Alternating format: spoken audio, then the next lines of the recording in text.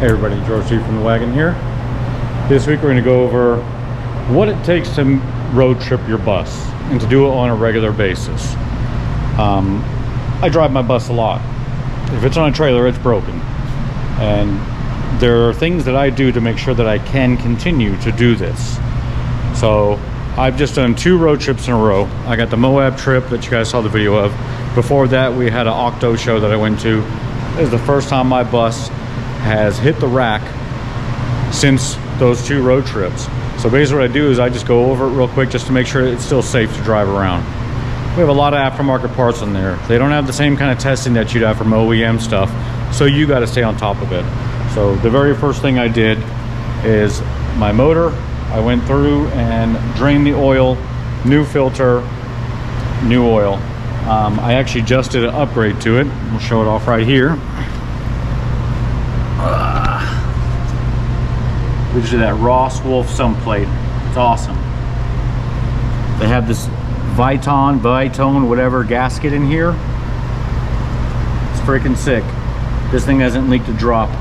Nothing. These bolts also have a sealing washer actually attached to them. The seal is reusable, so it shouldn't get ruined. And we got this really nice magnetic drain plug that came with it.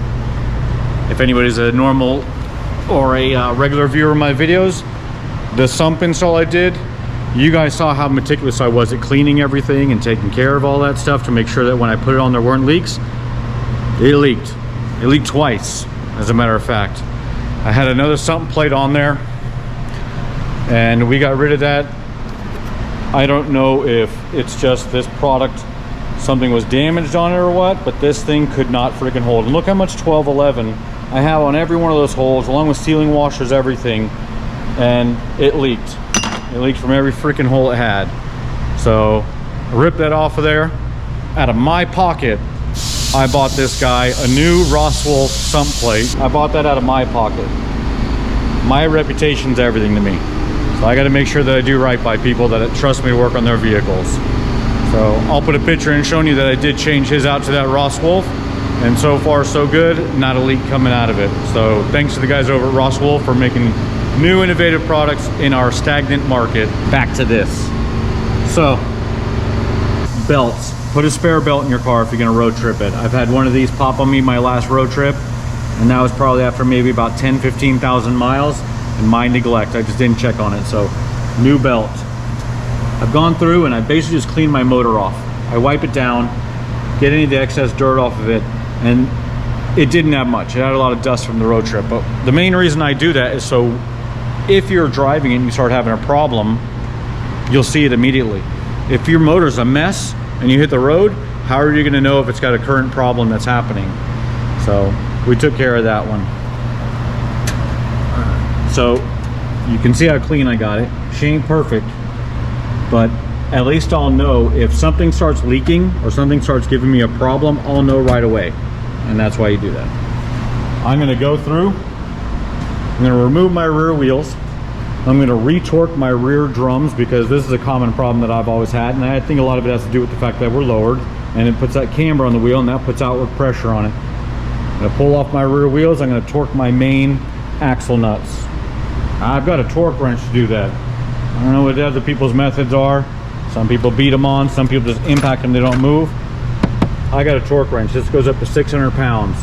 So I'm gonna torque those back, and on mine, I do them to 300. I know that's past factory specs, but I use a nice new flange nut, and I figure if I'm using aftermarket parts, I'm gonna go a little bit stiffer on that. Tire pressure and torque on all the way around and everything, and I basically inspect it front to back for leaks. I check all my suspension out. We'll go underneath there and check it out right now. All right, so we got her up in the air now, and I can already see just by doing a visual inspection, you see that moisture right there, how I can clean it? My inner O-ring is leaking. There's ways to determine what is leaking by where the fluid's coming from. So I know my inner O-ring is leaking on this. So I'll actually end up removing this axle nut, removing the caliper, removing the rotor, replacing that inner, it's the small O-ring, that the one that actually sits in the axle right now that's leaking. I'll end up replacing that so I don't have this getting any worse. You can see it there, and inside there's some blackness. All right, this is not good. This will contaminate my brake pad and give you ineffective braking on one side, and that's dangerous because it can become like a steering brake at that point. So we're going to take care of this before we hit the road. As you can see, new filter. I go through all my fittings and I'm looking for leaks. Check my fittings out, check my fittings on my cooler out, make sure that we're good, and basically just give it a once over. I retorque all my suspension hardware throughout the whole car, front to back. When we come to the front, we're looking for obvious playing things. You're going to grab things and try and move them and see if things are moving. You're going to grab your wheels top to bottom and check for adjustment in your bearing, side to side, for any slop in your steering anywhere. I also put a new shift coupler on it. Made it all dirty, dang it. Oh, you son of a gun. And just giving everything a once over. You're looking for any wetness in any areas. You're looking at your brake lines, where they connect. Is there any moisture? I have good pedals, so I know that's not a problem, because hydraulics, when they fail, they usually fail immediately. But once again, we're just giving it a once over to make sure. Check your calipers, are they tight? All that stuff. A little bit of maintenance goes a really long way on Volkswagens. This thing doesn't road trip by magic. I didn't get it right the first time. It's trial and error and working through all the little issues that I have to finesse and iron out on it, you know. But so we're going to go over and get all that stuff I just spoke about accomplished on this and get her ready for our trip to the June O.C.T.O.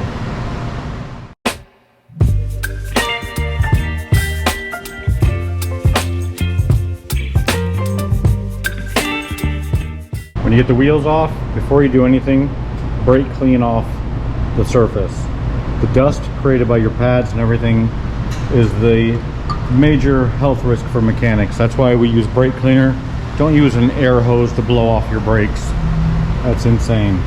So since I have the leak here, this is suspicious.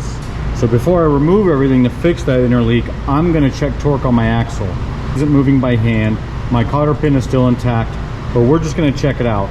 This will let me know if I was losing torque and that's why the seal went, and potentially I'm wearing out the splines in my rotor, or is it just leaking because the O-ring didn't seal the first time. So I'm going to check torque before I take it all apart and see if it matches where I set it.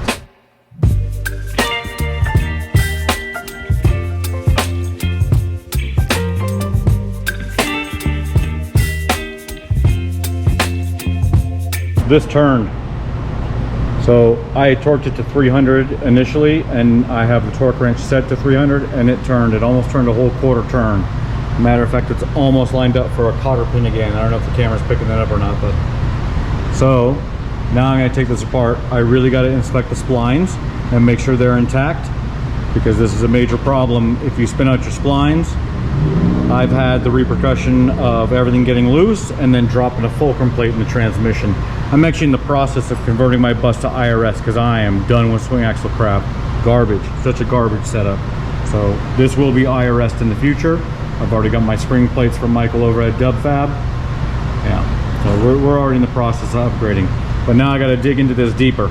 Really got to check out these splines. If they even show anywhere, then I question if I'm going to try and do a 300-mile one-way trip to California on something that's questionable. And I don't have a spare like this.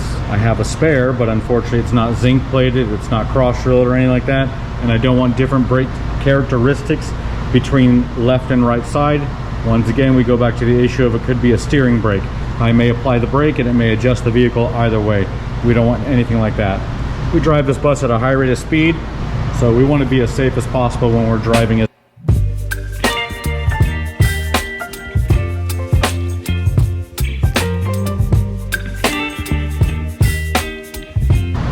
Alright, so this is what I was working on there. A little bit difficult, but you got to get this ball out of that slit there.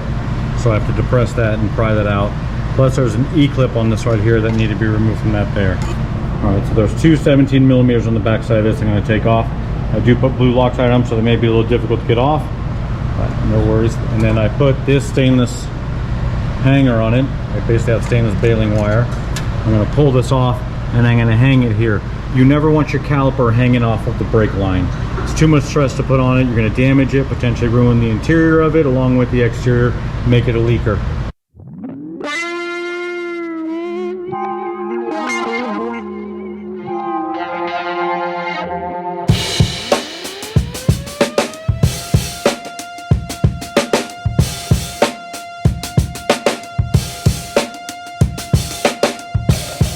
Since I'm going to be taking this spacer out here to change the O-ring inboard, I want to get this axle up as high as possible so my fluid isn't coming out of it. Now I have Wagen's West adjustable spring plates on here, so what I'm doing is I'm turning that to where this thing can go lower and lower, and then cranking this sucker up so it gets up there. Now I've got a downward pitch on my axle. When I pull this spacer out, it shouldn't pour out a bunch of fluid on it because the fluid isn't going to travel uphill, as long as I don't have my gearbox overfilled. Okay, so this is what I'm removing in order to get to that O-ring right there that you're seeing. So to get this out, let me get you set up here so you're going to see it. I use a 90-degree hook, small one on each side, put outward, and then pull towards the end of the axle. Anytime you're messing with this sucker, even with this bearing cap in place and everything, you need to be very careful that you're not yanking on your axle and dropping a fulcrum plate inside the transmission. So I used a 90-degree on each side, one there, and then I had another one here and pulled it out. So that's how I get that out, and now I'm going to get that O-ring out of there and replace it with a new one. So there I've got a new O-ring on it. I'm going to push that sucker in and then put that, we're going to clean the back side of this rotor.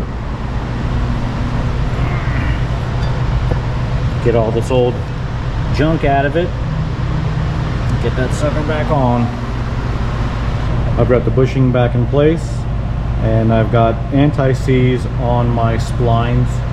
That's something I choose to do. Other people have their own opinions about it. Now we're going to put the rotor back on once I drop this down and then snug her up.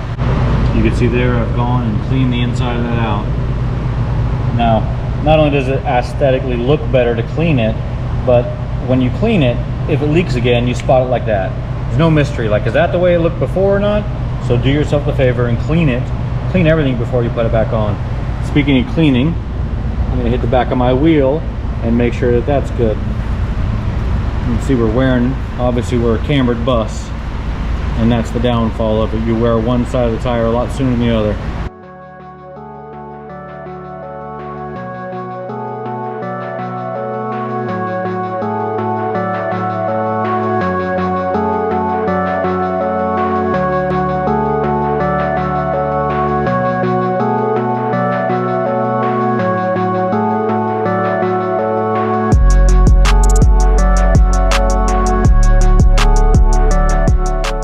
We've got this torqued on. So I torqued it to 300 and my cotter pin did not line up properly. So what I do is I just blip it with the gun a couple times until I get it to tighten it up to it. Obviously you would never loosen it to get it to line up. Always go the other way. You see that spacer there? That spacer is because I have an 8-inch rim in the back. It's a 17 by 8, and this keeps it away from my spring plate. Even with, I have an 1.5 inch narrow torsion, 1.5 inches on each side, I believe. It still is pretty dang close here, especially when you have these adjustables because of this additional thickness that it adds there. So this spacer allows it to come out to where I'm right on the edge out here where I want it to be, and we're still filling the wheel well. This bus does not skip leg day. We got nice big meats in the back. So when you're installing a disc brake kit, because there's differences in the spacers that you use in the end of your axle when you're putting everything on, they supply you with shims, and you have to shim the spacing to center the caliper onto the rotor. You want the same distance on both sides, otherwise you can get uneven wear in your brake shoes, could potentially cause noise, humming, vibration, stuff like that. We have our shims that need to go on here for our spacing for the caliper.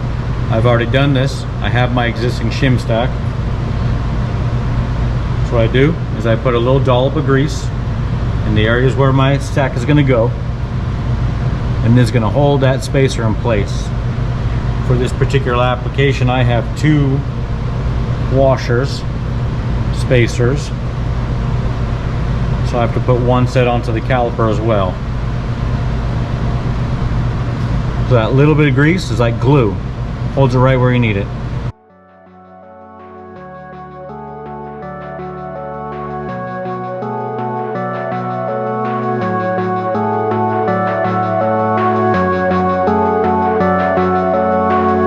caliper to this bracket mount.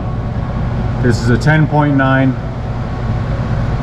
M10 by 1.25 thread pitch.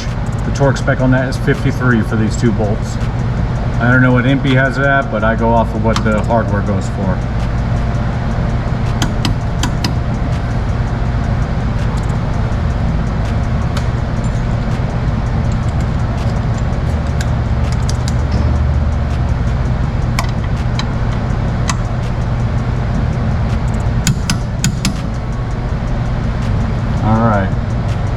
We're going to run this e-brake cable back inside, put the clips back on it, and then we can start putting the wheels back on this thing.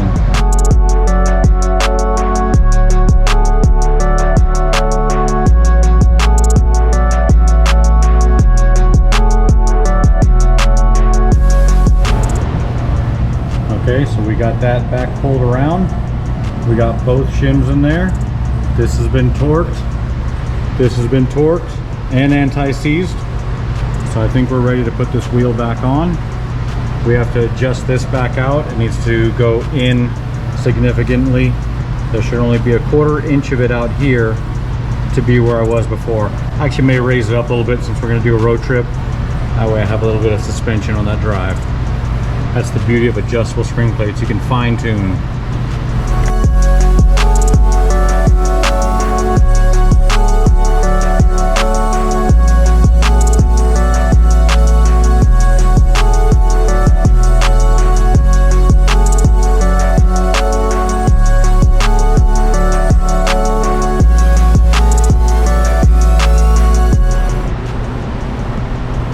Sucker all cleaned up. Not only did we get the exterior clean, and I'll go through and actually dry and polish that, but we have all that old gear oil off the back of this, so if that wheel starts to leak again, I spot it immediately. It's worth the extra time and effort to do it that way. Anybody with a lowered bus knows the struggle of wheel removal. These Wagen West drop plates are a godsend. If you have 17s on your bus, I can change my wheels without dropping my axle. I got a flat tire one time and had to tow my bus back to the shop, and I said, that day I spent $500 on Wagen West drop plates, so I never have to do that again.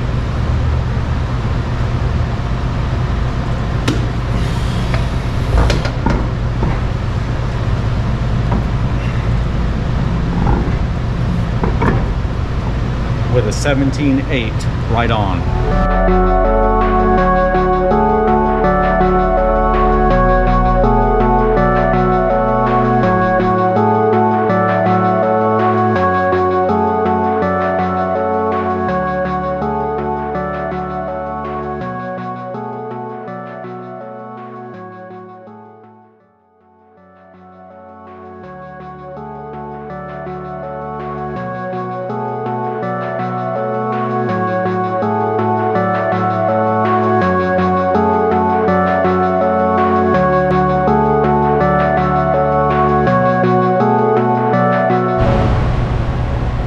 Alright, so I think we are done and we are roadworthy.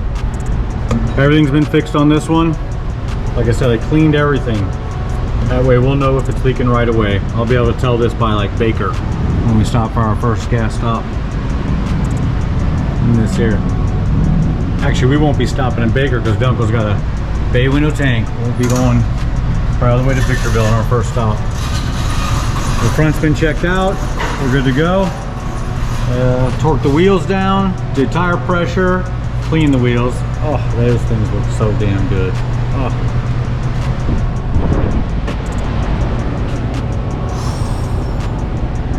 Gotta love it. So we'll see you kids up in O.C.T.O.